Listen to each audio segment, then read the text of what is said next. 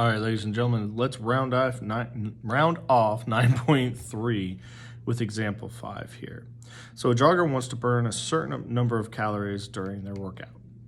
They map out 3 possible jogging routes. Before each workout, they randomly select a route and then determine the number of calories they burn and whether they reach their goal or not. The table shows their findings. Which route should be used?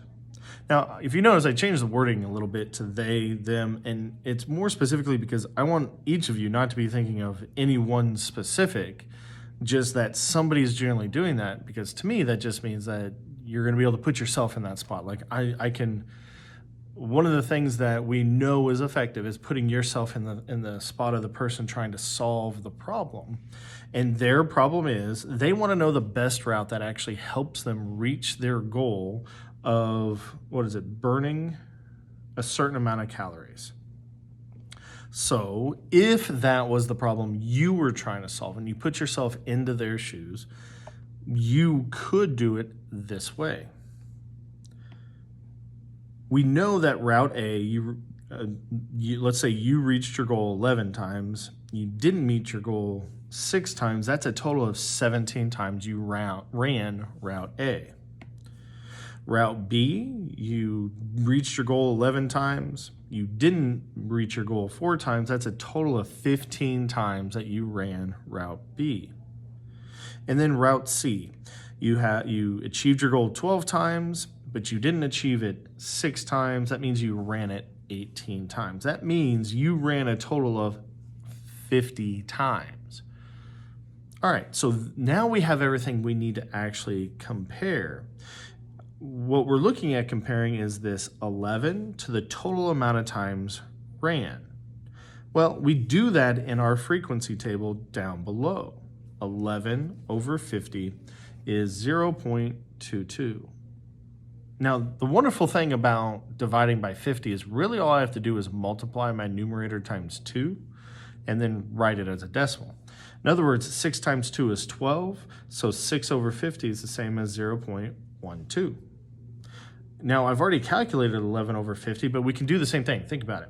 11 times 2 is 22, so that's 0.22 when divided by 50. And here, I forgot to write the 50 down here, I guess. There we go. 4 out of 50, well, 4 times 2 is 8,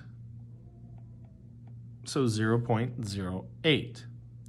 12 out of 50, 12 times 2 is 24, so 0.24. And 6 out of 50, 6 times 2 is 12, 0.12, which we already calculated before. And so here becomes our frequency table, or how often we would expect certain things to occur, because that's how often they did occur. Sorry, not how often we should expect them. This is how often they did. That's the frequency, or how often did something happen. Now is when we can actually compare when we reached our goal when we ran route A. And that is the same thing as taking running route A, reaching our goal, divided by the amount of times route A was run. So running route A and reaching our goal is 0.22. That's where this 0.22 came from. And then the total amount of times route A was run comes from 0.34, and that's where this one came from. When I solve that, I get 0.647. I can expect to reach my calorie goal burn 64.7% of the time on route A. And then I just go through and I repeat this for route B. I know reaching my goal on route B is 0.22. I know I ran it 0.3% of the time, or 30% of the time. When I divide those two numbers, what I come up with is 0.733, or 73.3% of the time. I can expect to achieve my calorie burn goal on route B. I do this one more time.